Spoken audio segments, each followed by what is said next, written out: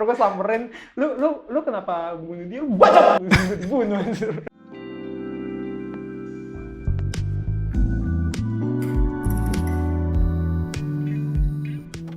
Dit, Oi, udah ketemu mantan lu belum jadinya? belum. Belum. Jauh dia di Australia sekarang. Oh, jauh di Australia. Halo. Oke. Roll, Hai. jadi udah ketemu mantan lu belum? Udah. Belum semua. Halo Ren, Halo, kok pakai masker? kan lagi COVID. Oh iya. Oke. Jadi pakai masker. Mm-mm.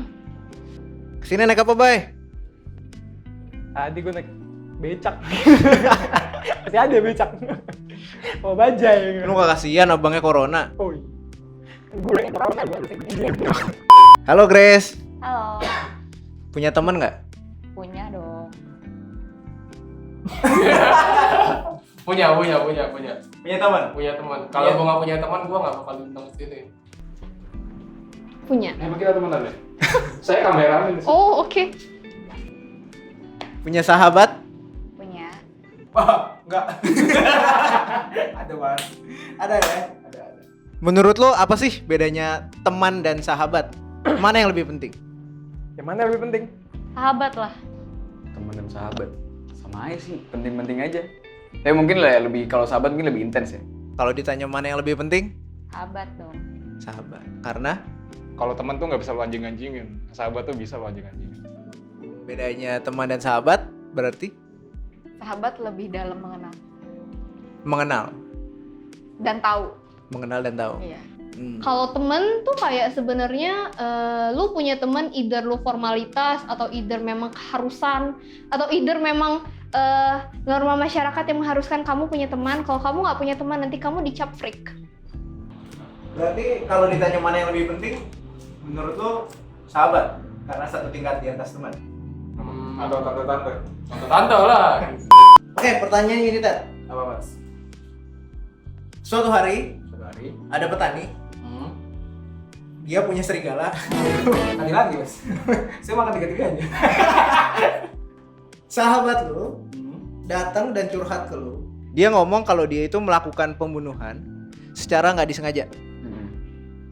Oke, sahabat lo tuh ngejelasin kalau dia kepikiran, dia stres, dia susah tidur dan segala macamnya. Susah tidur. Apalagi Kepikiran. pikiran itu mah orang belum ngerjain skripsi gitu, belum lulus itu namanya. Orang belum lulus tuh kayak begitu, susah tidur, nggak mikirin kapan gue lulus, kapan gue wisuda. Dan cuma lu satu-satunya sahabatnya dia yang dia percaya. Makanya dia datang dan cerita ke lu. Ya.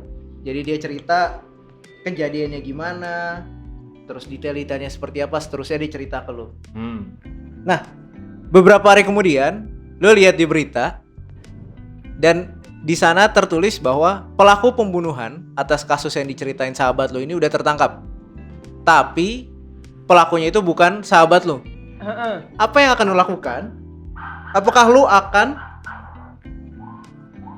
lapor polisi sekarang? Bukan yang lewat. Nah, apa yang akan lu lakukan? Apakah lu akan ke polisi dan lu laporin hal-hal yang lu tahu? Atau lu datang ke sahabat lu suruh dia buat ngaku? Atau lu akan diem aja karena lu nggak mau mengkhianati temen lu? Terus teman gue kemana temen gue? Temen gue yang dibunuh. Jadi pokoknya sahabat gue nggak bunuh orang. Terus yang ada di berita tuh orang yang dibunuh tapi maksud gue Kasus yang sama. Kasus yang sama. Oh, tapi ternyata yang ketangkep bukan si Temen sahabat lu? gue. Iya, bukan sahabat lu. Sabar, mikir dulu. Pertama, tadi kan yang pertama tuh apa? Gue datang ke sahabat gue, suruh dia ngaku ya. Lu ke polisi? Oh, gue ke polisi, gue yang ngaku sendiri. Gue yang ngaku sendiri, gue yang tangkap dong anjing. gue ke polisi ngelaporin sahabat gue.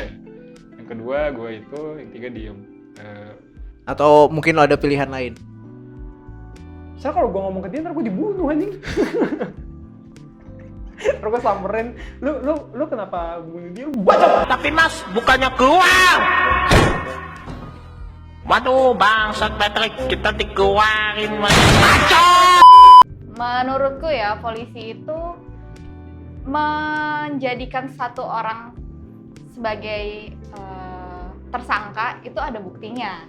Oke. Nah, Kalau ternyata ketangkapnya bukan dia, tapi pasti bakal kasih tahu dong, pip, udah ketangkep nih, ternyata yang bunuh bukan lu gitu. Tapi at the same time dia pasti kan feeling guilty kan.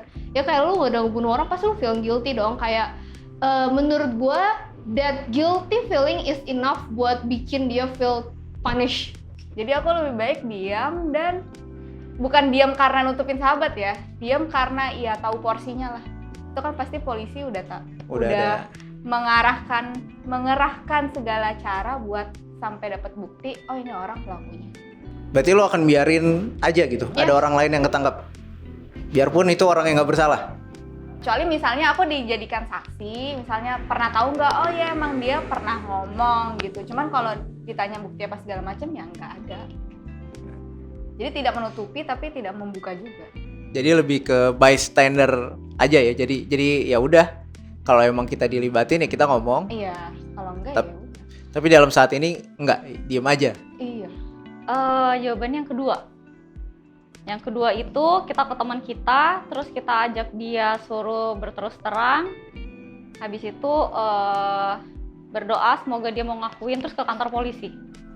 Jadi lo akan suruh sahabat lo Gua datang. akan suruh dia ngaku. Nggak sengaja kan tapi kan? Kenapa?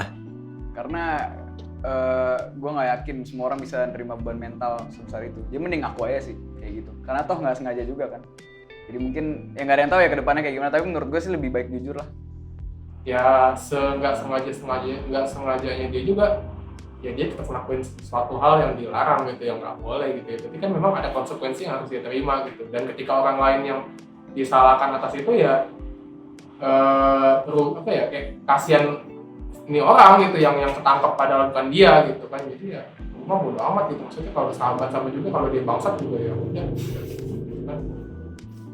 Oke.